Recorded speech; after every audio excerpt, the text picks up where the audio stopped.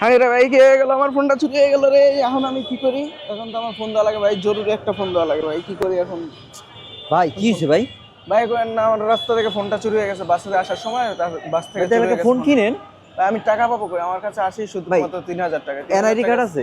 হ্যাঁ ভাই আছে। আর পরিবারের যে কোনো একজনের এনআইডি কার্ড হোয়াটসঅ্যাপে আনতে পারবেন? হ্যাঁ, আম্মুর আরে এনআইডি ভাই কার্ড। আসেন রে ভাই, আমরা তো কিস্তিতে ফোন দেই।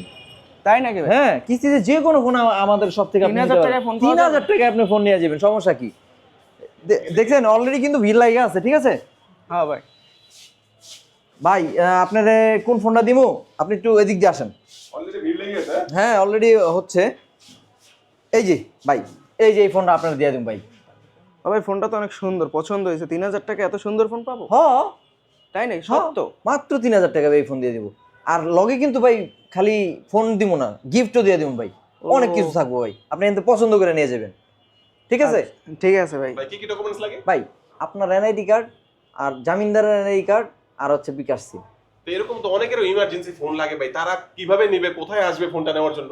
ভাই আমার শপের লোকেশনটা হচ্ছে একেবারে সহজ, ঢাকা মিরপুর 1 নাম্বার, পুলিশ বক্সের ঠিক পশ্চিম পাশে মুক্তি প্লাজার নিচতলা, দোকান নাম্বার 15-17, মোবাইল ক্যানভাস।